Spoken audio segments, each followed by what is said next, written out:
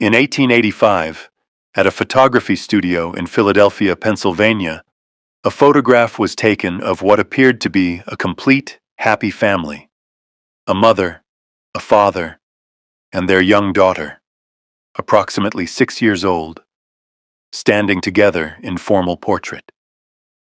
The photograph shows what seems to be a touching moment of family unity. The little girl stands between her parents, holding each of their hands, all three connected in a chain of affection. The mother holds the daughter's left hand, the father holds her right hand, and all three face the camera with composed, formal expressions. Everything about the image suggests familial love and togetherness, a portrait of a complete family, preserved forever. For over 135 years, this photograph existed in historical collections as a beautiful example of Victorian family photography, a touching image of parental love, a child connected to both parents through the simple gesture of holding hands. But in 2024, when this photograph was submitted for advanced digital restoration and ultra-high-resolution analysis as part of a museum preservation project, specialists discovered something in the enhanced image that transformed this seemingly happy family portrait into something profoundly disturbing and heartbreaking. The restoration revealed details that had been invisible for 139 years, subtle signs hidden in positioning, in skin tone, in the way the hands were held, details that only extreme digital magnification could uncover. This wasn't a photograph of a complete, happy family. One of the three people in this photograph was already dead. One of those hands the little girl was holding was cold and lifeless.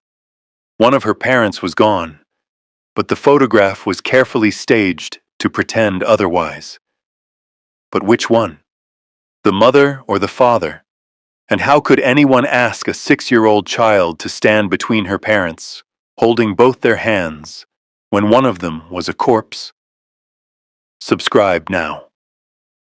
Because the answer to those questions reveals a story about Victorian grief, about the desperate need to create one complete family photograph even when the family was no longer whole, and about what one little girl was forced to do that no child should ever have to experience. The photograph arrived at the Historical Society of Pennsylvania in Philadelphia in March 2024, as part of a large donation of 19th-century Pennsylvania family photographs from the estate of Dorothy Richardson, whose family had lived in Philadelphia for multiple generations. Among hundreds of typical Victorian-era images, this particular photograph stood out to archivists for its touching composition and emotional warmth. The photograph showed three subjects in what was clearly a professional photography studio, identifiable by the formal painted backdrop and studio lighting typical of 1885 portrait photography. The composition was intimate and emotionally engaging. At the center of the photograph stood a young girl, appearing to be approximately 6 years old. She wore a beautiful white dress with lace detailing and ribbons, the kind of fine clothing Victorian families reserved for special occasions. Her light-colored hair was styled with curls and adorned with a white bow. She stood very upright and still, her small hands extended to each side. To the girl's left stood a woman, appearing to be in her early 30s, clearly the child's mother based on their similar features. She wore a dark Victorian dress, formal, well-fitted, indicating middle-class status. Her dark hair was styled in the fashion of the mid-1880s, pulled back neatly. She stood beside her daughter, and her left hand held the girl's right hand in what appeared to be a natural, affectionate gesture. To the girl's right stood a man, appearing to be in his mid-30s, clearly the child's father. He wore a dark formal suit typical of Victorian men's portrait clothing. His dark hair was neatly styled with a part, and he had a well-groomed mustache typical of the era. He stood beside his daughter on her other side, and his right hand held the girl's left hand. The three figures stood in a line, the girl in the center, creating a visual chain through their joined hands. All three faced the camera. Their expressions were formal and composed, the serious, dignified looks typical of Victorian portrait photography. None smiled. Smiling was uncommon in Victorian photographs due to long exposure times. But their poses and the hand-holding created a sense of unity and affection. Everything about the photograph suggested a loving, complete family being documented in a formal portrait. The hand-holding was particularly touching. It transformed what could have been a stiff, formal Victorian portrait into something that showed genuine connection and family bonds. The parents flanking their daughter, all joined by touch, created an image of protection, love, and unity. The photograph itself showed moderate deterioration typical of 139-year-old images. There was some fading, water damage, and the usual aging effects. The image quality was decent enough to see the main subjects clearly, but many fine details had been lost to time.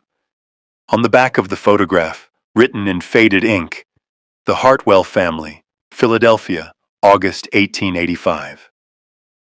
Dr. Sarah Morrison, the senior archivist cataloging the Richardson donation, made her initial assessment with appreciation. Beautiful example of Victorian family portraiture. Three-person composition with parents flanking child, joined by hand-holding, unusually touching for formal Victorian photography. All subjects well-dressed, suggesting prosperous middle-class family. The hand-holding gesture creates strong emotional connection and sense of family unity. Excellent example of how Victorian photography could convey family bonds despite formal constraints. Recommend for high-resolution scanning and possible inclusion in exhibition on Victorian family life. Dr. Morrison was particularly struck by how the photograph managed to convey warmth despite Victorian formality. The simple gesture of the three family members holding hands created a narrative of love and protection that made the image stand out from typical stiff Victorian portraits. She scheduled the photograph for priority scanning, expecting it to be a highlight of their collection, a touching example of Victorian family photography showing genuine affection and unity. She had no idea that when the photograph was scanned at ultra-high resolution and analyzed under extreme digital magnification, this complete family would reveal itself as something entirely different, and that one of those people holding the little girl's hands was already dead, carefully propped and positioned to create one final illusion of family wholeness. Dr. Michael Chen, the Society's digital restoration specialist, began the high-resolution scanning process on the Hartwell family photograph. As he worked with the image at increasingly higher magnifications, recovering details invisible in the faded original, he began to notice elements that seemed slightly unusual. The first thing that caught his attention was the positioning of the three subjects. At normal viewing, they appeared to be standing naturally side by side. But when Dr. Chen examined the positioning at high magnification, something about one of the adult figures seemed off. The mother's posture appeared unnaturally rigid and perfectly vertical.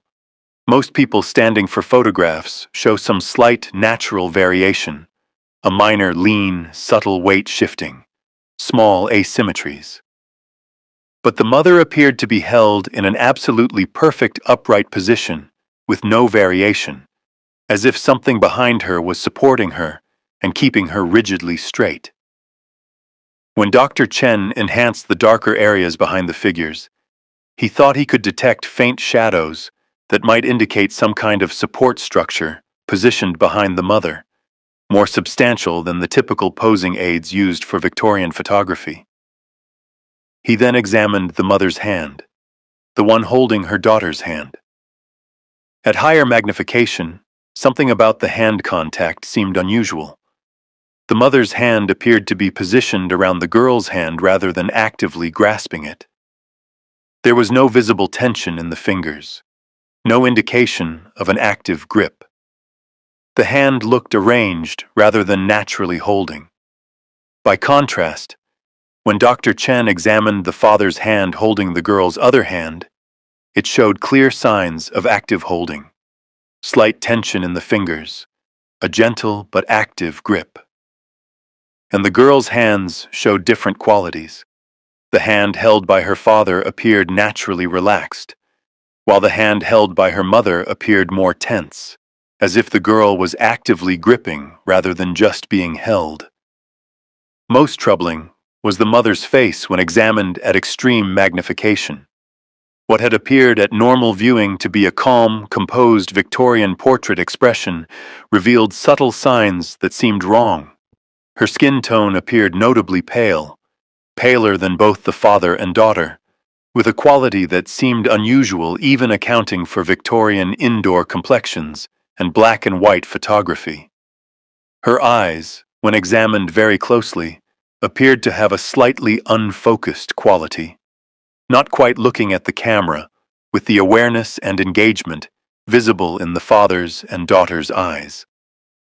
The difference was subtle but detectable under magnification. Dr. Chen then examined the daughter's face at high magnification.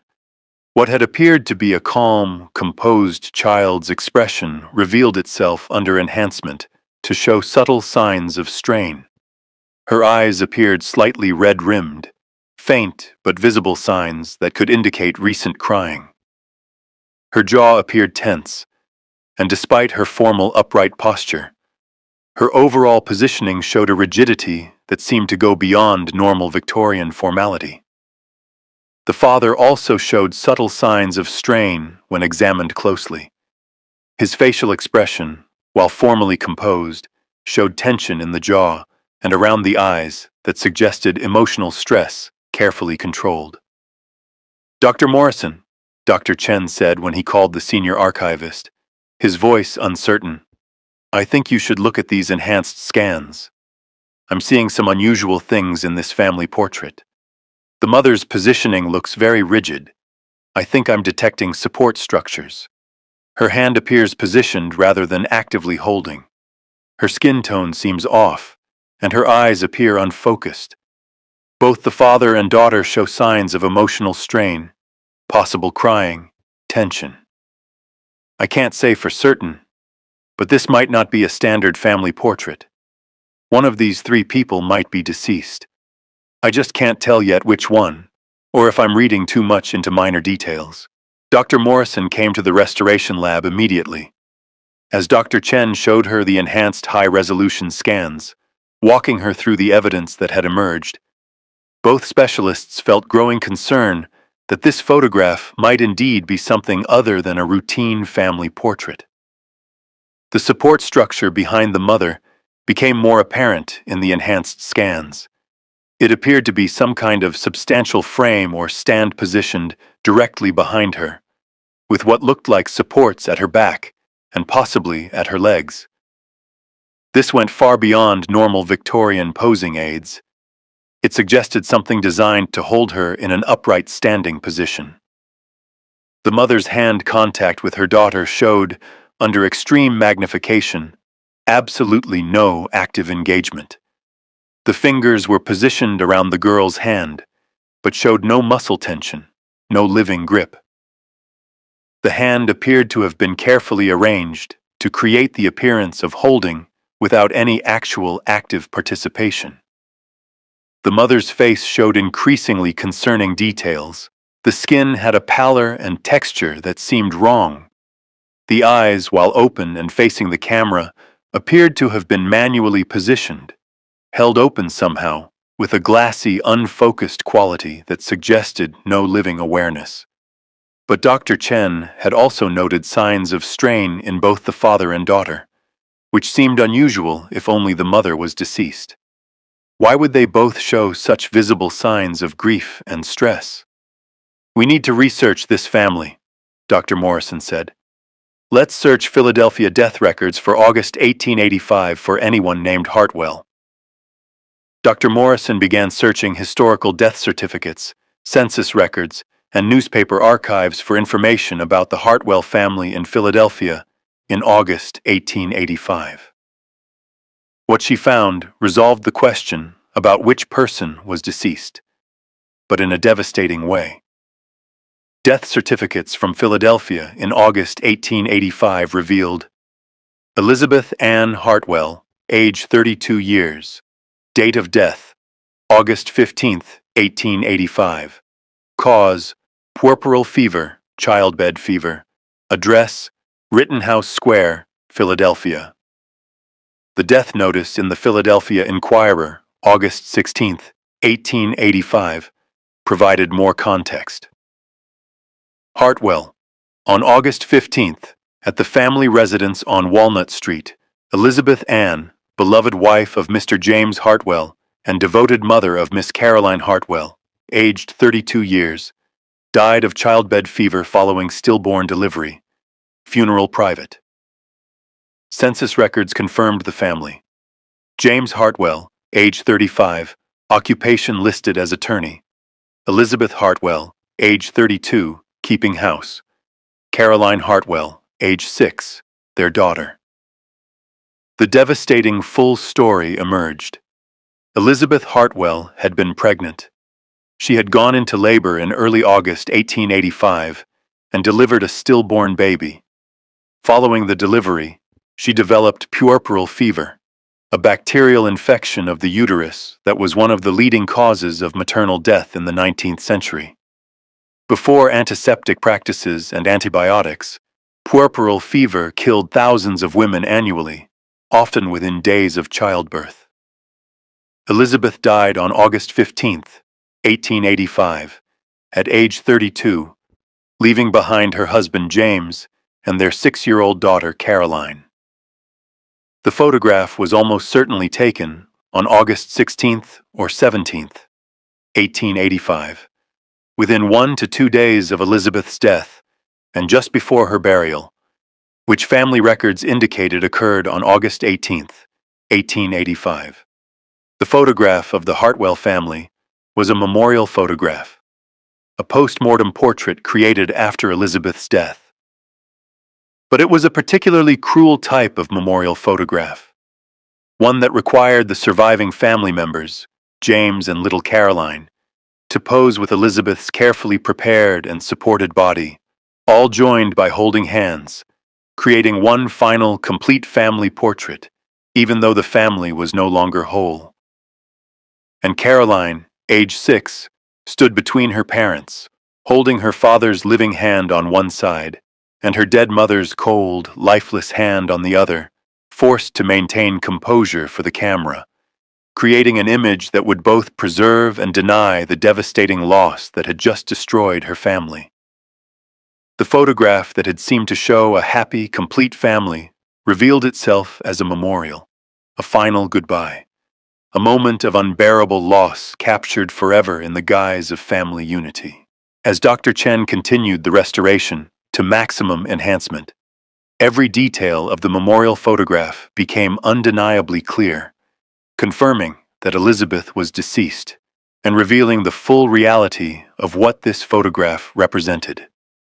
The support framework holding Elizabeth's body became completely visible in the fully enhanced images. It was an elaborate Victorian posing stand specifically designed to hold a deceased person in a standing position.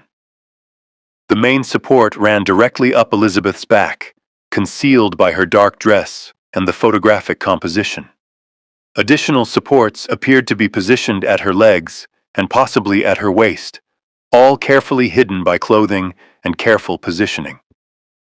Without this framework, Elizabeth's body could not have maintained the upright standing position. There was no muscle tone, no core strength, no ability to stand. The stand was literally holding her body upright, maintaining the formal standing pose that made her appear to be simply standing beside her family. Elizabeth's hand, examined at maximum magnification, showed all the signs of post-mortem positioning. The fingers had been carefully arranged around Caroline's small hand, positioned to create the appearance of a mother naturally holding her daughter's hand. But there was absolutely no muscle tone, no active grip, no living engagement. Just the lifeless positioning of a deceased woman's hand arranged by the photographer. Elizabeth's face, fully restored, showed unmistakable signs of death. Her skin had the distinctive waxy pallor characteristic of death, not just pale but with a translucent grayish quality. There was slight discoloration visible around her lips and under her eyes, early post-mortem changes that careful preparation couldn't entirely conceal. Her eyes had been manually held open, positioned to face the camera, creating the illusion that she was looking at the photographer like her husband and daughter. Under extreme magnification, the eyes showed the cloudiness characteristic of death. No moisture, no life, no awareness. Just the dead, glassy stare of a corpse propped up for a photograph. Most revealing was Elizabeth's overall appearance. She showed no signs of the illness that had killed her, no obvious symptoms of puerperal fever. This was because she had been carefully prepared for the photograph. Victorian undertakers knew how to prepare deceased women to look peaceful and dignified. Elizabeth had been dressed in her finest dark dress, her hair styled with care, positioned to look like she was simply standing with her family. The restoration also revealed the grief of the surviving family members in heartbreaking detail. Carolyn's face, examined at maximum resolution, showed undeniable signs of crying and strain. Her eyes were red and swollen from tears. Her composed expression was actually a child using all her strength not to cry, trying to maintain stillness while standing between her living father and her dead mother, holding both their hands. Most heartbreaking was the contrast between Caroline's two hands. Her right hand, held by her living father James, appeared naturally relaxed within his warm, living grip. But her left hand, held by her dead mother Elizabeth, showed visible tension. The little girl was actively gripping, perhaps trying to feel some warmth or life that was no longer there, perhaps simply trying to complete this unbearable task as she'd been instructed. James's face showed barely controlled grief. His jaw was clenched, his eyes showed signs of exhausted crying, and despite his formal, dignified pose, every aspect of his expression showed a man trying desperately to maintain composure while standing beside his dead wife's propped-up body, holding his daughter's hand, creating one final family portrait that would pretend his wife was still alive. The photograph that had seemed to show a complete, happy family revealed itself as an image of profound loss. A woman dead at 32 from childbirth complications, her body held upright by a metal frame, her 6-year-old daughter forced to hold her cold, lifeless hand while standing beside her grieving father, all three positioned to create one final illusion of family wholeness before Elizabeth was buried forever. With the photograph's true nature confirmed, Dr. Morrison intensified her research into the Hartwell family and the heartbreaking circumstances surrounding Elizabeth's death and this memorial portrait. What she discovered added profound context to an already devastating image. The Hartwell family was prosperous and well-established in Philadelphia's Rittenhouse Square neighborhood, one of the city's most prestigious addresses. James Hartwell was a successful attorney with a thriving practice. The family lived in a fine townhouse on Walnut Street and employed domestic staff. They were part of Philadelphia's upper-middle-class society. Elizabeth had become pregnant in late 1884. For a prosperous family like the Hartwells, pregnancy and childbirth were still terrifying despite access to the best medical care available. In 1885, maternal mortality was approximately 600 to 900 deaths per 100,000 births, roughly 100 times higher than modern rates. Elizabeth went into labor in early August 1885. According to family records and the death notice, The baby was stillborn, died during or shortly before delivery. This was itself a devastating loss. But worse followed. Elizabeth developed puerperal fever, a bacterial infection that entered through the birth canal during delivery. In 1885, before antiseptic practices were widely adopted, and before antibiotics existed, puerperal fever was often a death sentence. The infection caused high fever, severe abdominal pain, and often led to sepsis and death within days. Even physicians like the one who almost certainly attended Elizabeth had limited ability to help beyond supportive care. Elizabeth died on August 15, 1885, leaving James a widower at age 35 and Caroline motherless at age 6. The family had experienced 2 deaths in rapid succession: the stillborn baby and Elizabeth herself. The photograph was taken on August 16th or 17th, 1885, within 2 days of Elizabeth's death and 1 or 2 days before her burial on August 18th at Laurel Hill Cemetery. Research into Philadelphia photographers in 1885 revealed several studios that specialized in memorial photography for affluent families. One photographer, Edward Morrison, who operated a prestigious studio on Chestnut Street, had advertisements from 1885 that specifically mentioned memorial portraiture for distinguished families, complete family compositions, including deceased, utmost dignity and discretion. The phrase, complete family compositions including deceased, was significant. It meant the photographer specialized in creating memorial photographs that positioned deceased family members with living ones to create complete family portraits. For the Hartwell family, this photograph represented something crucial. Despite their wealth, they likely had never commissioned family photography during Elizabeth's life. Even for prosperous families, professional photography remained an occasional expense reserved for major occasions. This memorial photograph would be the only photograph the family would ever have showing all 3 Hartwells together: James, Elizabeth, and Caroline. Most remarkably, Dr. Morrison discovered a memoir written by Caroline Hartwell Davis, married name, in 1935, when she was 56 years old, published in a collection of Philadelphia family histories. In the memoir, Carolyn briefly but powerfully described the memorial photograph. In August of 1885, when I was 6 years old, my mother died 2 days after delivering a stillborn baby. She died of childbed fever, what we now understand as puerperal infection. I remember my father's devastation, the household suddenly draped in black, and the terrible emptiness where my mother had been. The day after she died, before the funeral, my father told me we would have a photograph made. I didn't understand at first. But then I saw the photographer's men positioning my mother in the studio, holding her upright with a frame hidden behind her dress. They told me to stand between my parents and hold both their hands.